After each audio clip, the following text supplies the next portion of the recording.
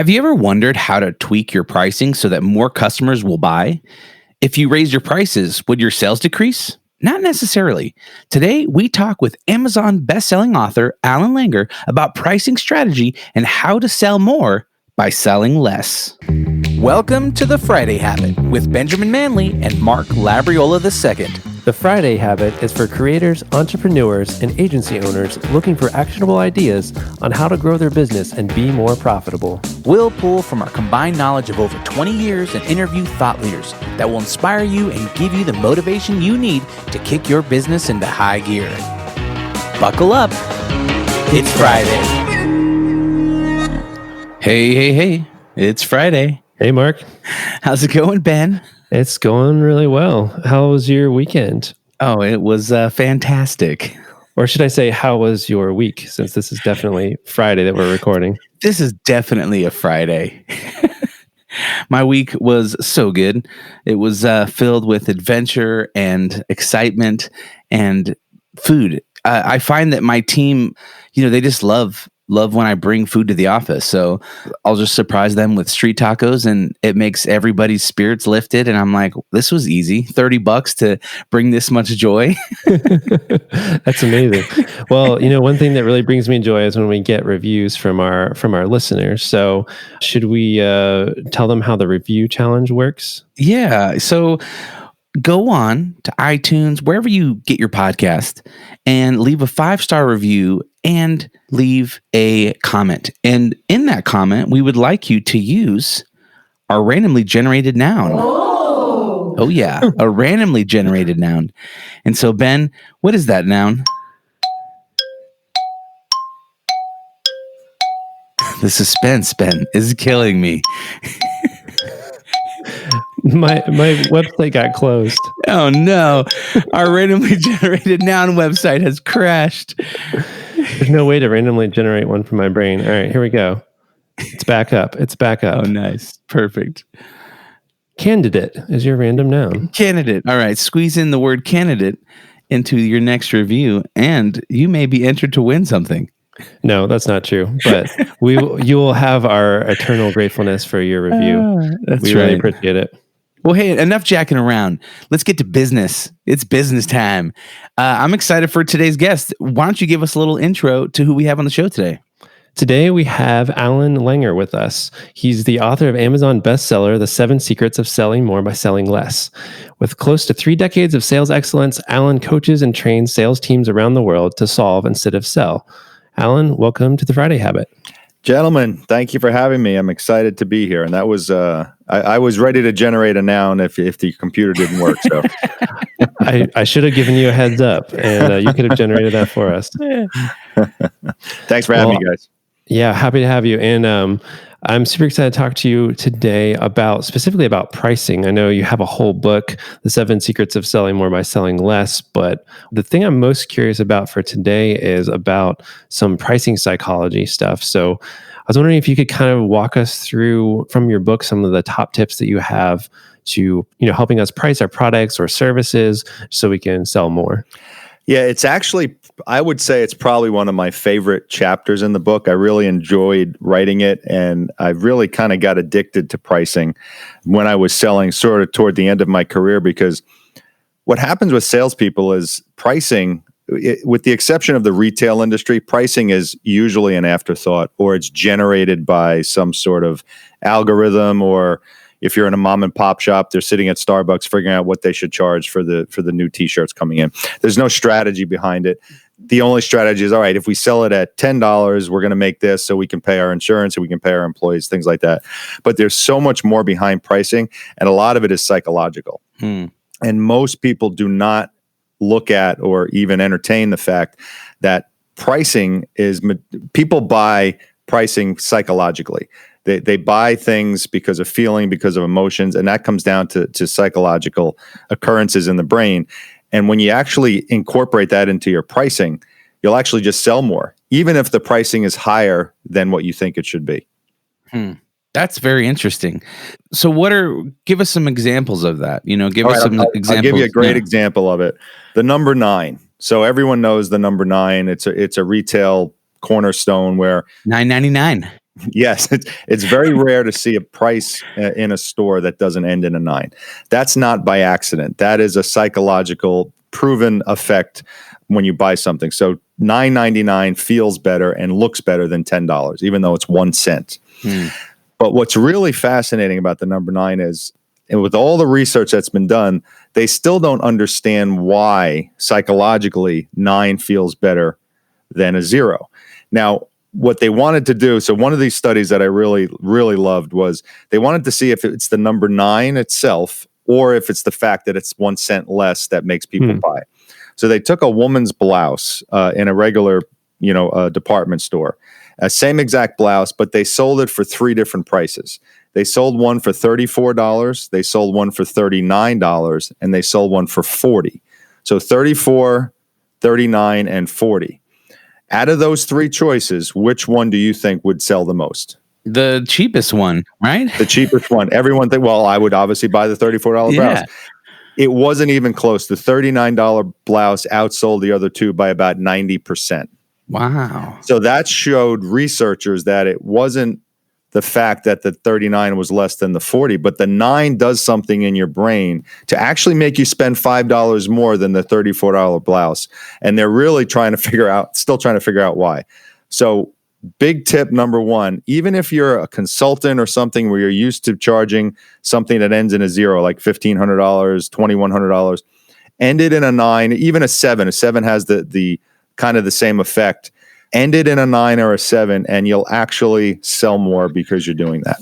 Are you serious? 100%. It almost seems hard to believe. I'm thinking like, wait a second. So you're telling me, say we have a service that's $3,500, right? Correct. You're saying I should either make it like $3,900 or make it no. Make the last number. The last number should be a 9 or a 7. So if you have a $3,559 or something like that, or $34.97. $34.97. I'm looking at a website. I'm telling you right now, if I'm looking at a website and I'm looking at 2 consulting services, and one is $35 and $3,500, and one is $34.97, I'm choosing the $34.97 every day of the week. And it's only a $3 difference.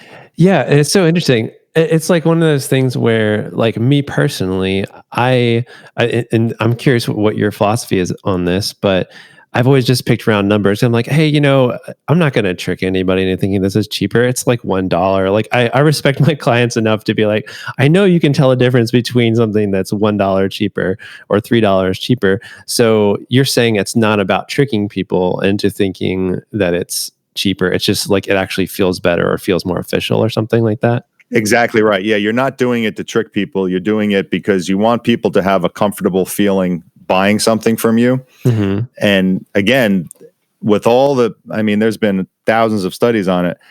They still don't know exactly what's going on in the brain to do that. But ending in a 9 or a 7 makes people feel like they made a better purchase, really. Like, think about it. If you're online and you're looking at something or you're looking to buy a service, when was the last time you saw something online end in a 0? You'll normally see $97. You normally see $197, $199. You'll never, ever see $200, ever. And so if it didn't work, they wouldn't do that. It works all the time. You see a $197 a lot. Yeah, $197 feels better than $200. And it's not like you're not feeling like you're tricked. You're just feeling like it's a better deal. Yeah, like at the dollar section at Target, there's some things that are actually $5, and I feel weird when I see $5. Mm-hmm. Exactly. You feel weird. Yeah, it's like, it's a round number and you're not used to looking at a tag or a thing and it being just $5 or $10. It's like, it what? feels like looks broken. And let's take your example, Ben. Let's say you've got a proposal out there and there's a company looking at website design and your proposal is $5,000, and there's another company that they like and their proposal is $49.97, and they're kind of like, I like both of these guys.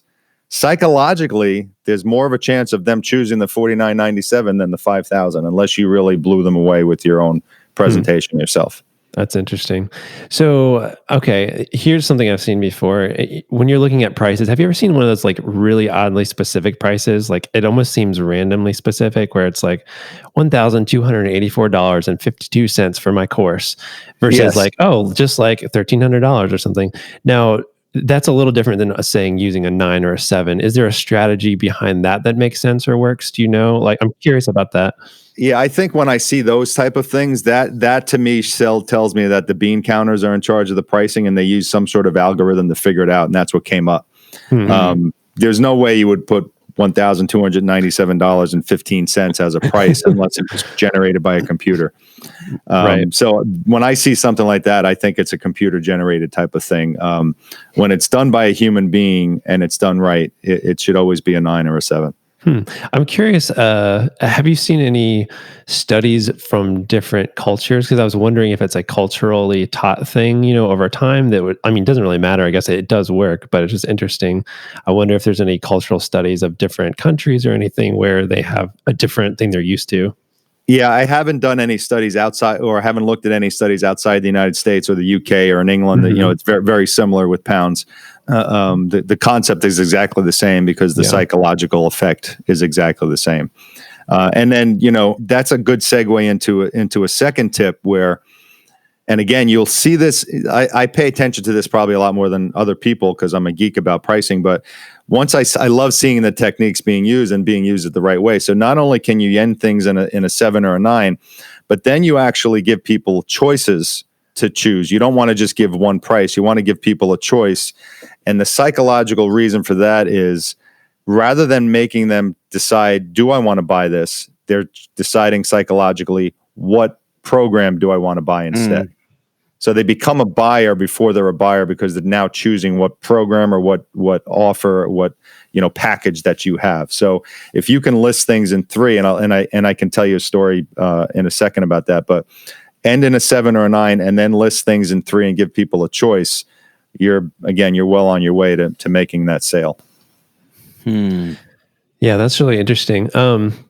So one of my questions actually has to do with that because I'm thinking, one thing that I've liked to do in the past, which I may change, is that I like to give people a yes or no thing to react to at the end of a call, because I like to be like, hey, after I talk to them, here's exactly what we could do for you, what it would cost, kind of give them a yes or no. But then, I'm thinking, okay, do I give them 3 options? Or in some cases, can that slow down people giving them too many choices? Or is it like 3 a good general rule and say, hey, just don't give more than 3 choices? You know what I mean? So are you saying that at the end of your conversation, you give them one price and you want them to say yes or no? Yeah, usually I do. Although I will say there's a little bit of a nuance here where I actually kind of redirect from the yes or no. I don't kind of ask them directly yes or no. I actually more ask them like when they would like to do their project. So then they're kind of making choices about dates rather than about the project. Right. That's a good strategy. Yeah. So that is part of it too. So it's more like, okay, let's make this real. Let's talk about when this could actually happen. And then they also kind of start thinking about like when and imagining when it can get done and stuff like that. But yeah, I guess I'm wondering, does that complicate things in situations like that? Or is that actually in almost every case a better strategy to use options? There's 2 parts to that. First of all, when you put things in, first of all, it has to be 3. It cannot be any more than 3. Can it be 2?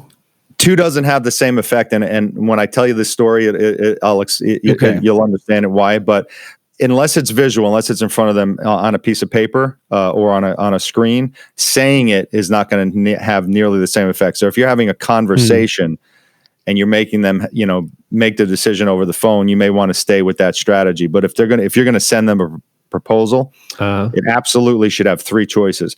And here's what you need to do with the choices. So in your mind, let's say you have 3 packages. You have the intro website package, you have the medium, and then the Dalai Lama of packages. The Cadillac. The Cadillac, right. But you genuinely believe that Cadillac is the best deal for that customer. It's the best thing to purchase, the best bang for their buck. Yep. So you want to get them to choose that, but obviously being the most expensive, a lot of people automatically knee jerk back to the least expensive, or maybe they'll usually pick the middle one. Right. So here's what you want to do. You want to position that third price or that third package as the package that makes the most sense psychologically. So here's a story to understand this. So there was a movie theater. This is sort of like a pricing urban myth, but it's an awesome story to understand what I mean. So there's a movie theater manager, and he had two options for popcorn. He had small for $5, and he had large for $8 or or $7.50, whatever it was. So he had two prices. 90 something percent of his popcorn sales were small. Nobody bought the large. And he was driving himself crazy. Like, why is nobody buying the large? It's such a better deal, not only for the customer, but it's a better profit margin for the company. So he was racking his brain what to do. And he said, you know what? I'm going to add a medium selection here. But instead of making it $5, $6, $8, he made the medium $7.50. So you had a small popcorn for $5, a medium for $7.50, and a large for $8. Now, all of a sudden, the customer's looking at those three options, and the $8 popcorn immediately became a better deal psychologically. Same exact price. They added the medium popcorn, and over 90% of his popcorn sales went to the large instead of the small. Nobody ever bought a medium. And that's the strategy. You don't put the medium in for people to buy it. You put the medium in to get them to the better package for themselves. Ooh, this is interesting. It's funny because I think they actually do that at the movie theaters because the medium is so close to price of large. I always just get the large because it's like 50 cents more. I might as well get the free refill bucket.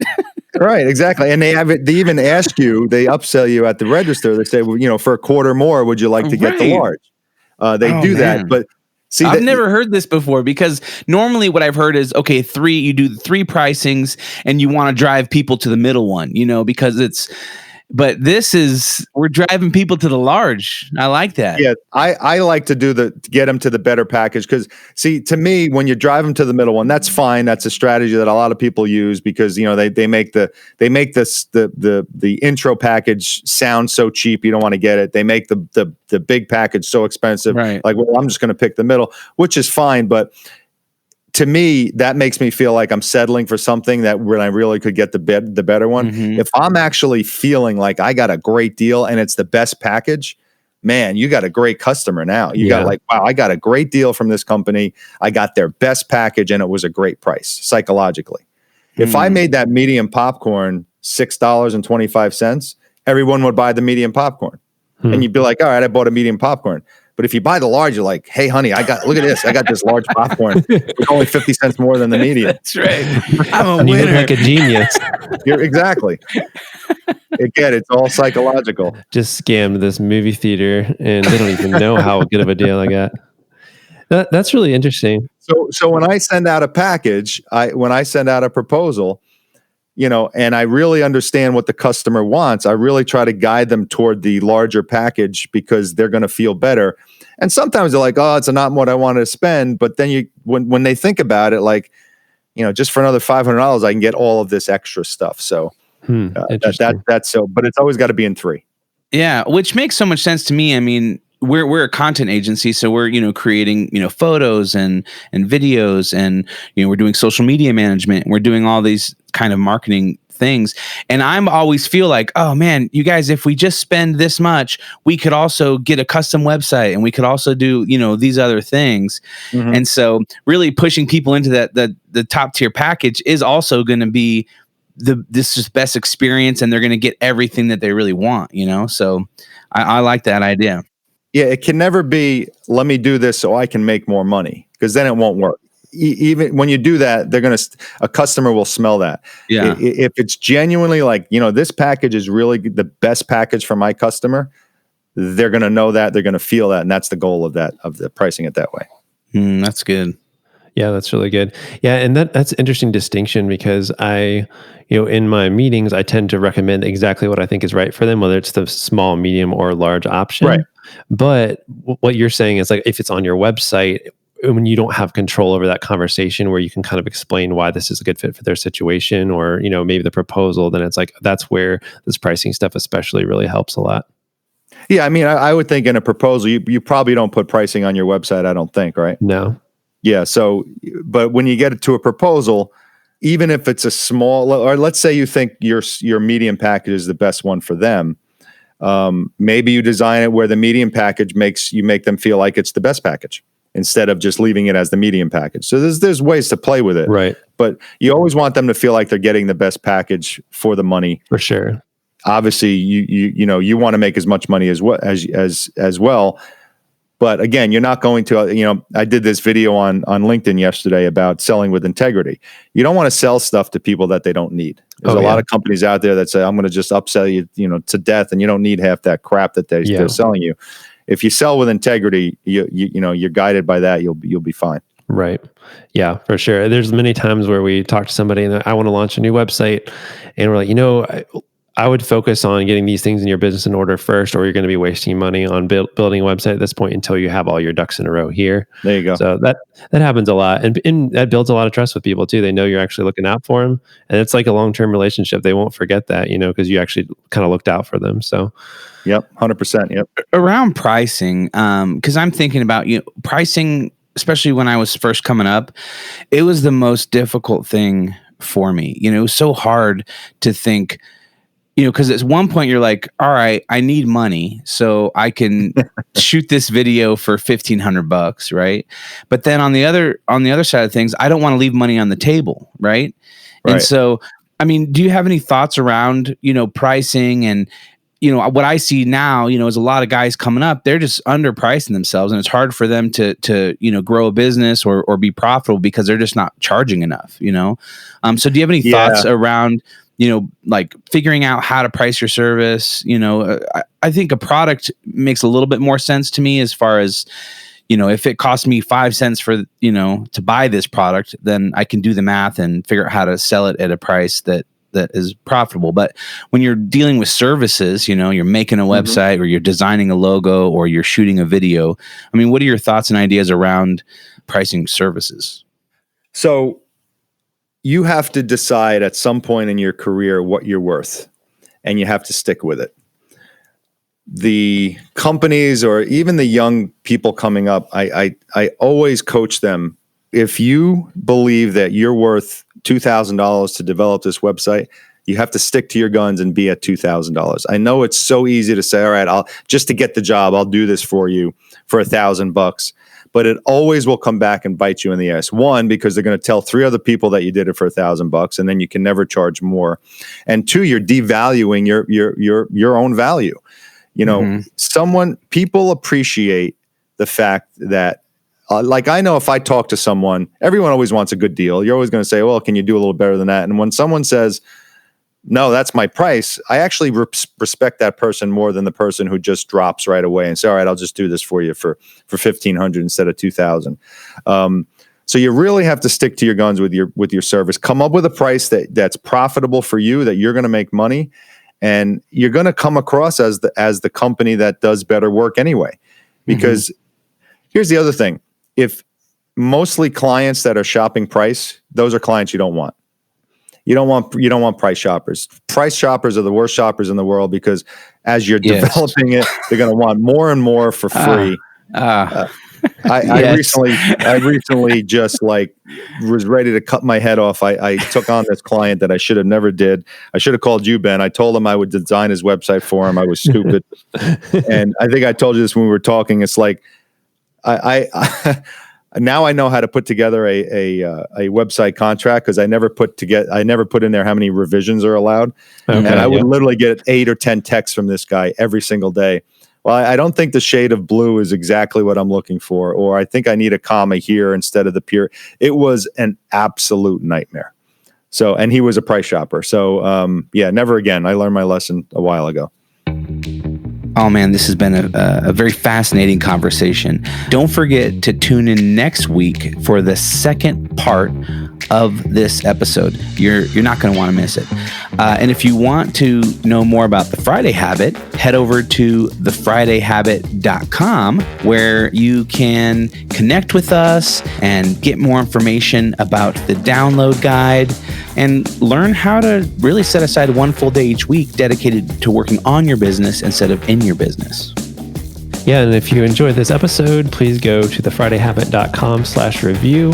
Then from there, you can open up the Apple Podcast app or visit the link on our website and leave us a review. That's right. Hey, thank you guys so much for listening today to The Friday Habit. And until next time, live every day like it's Friday.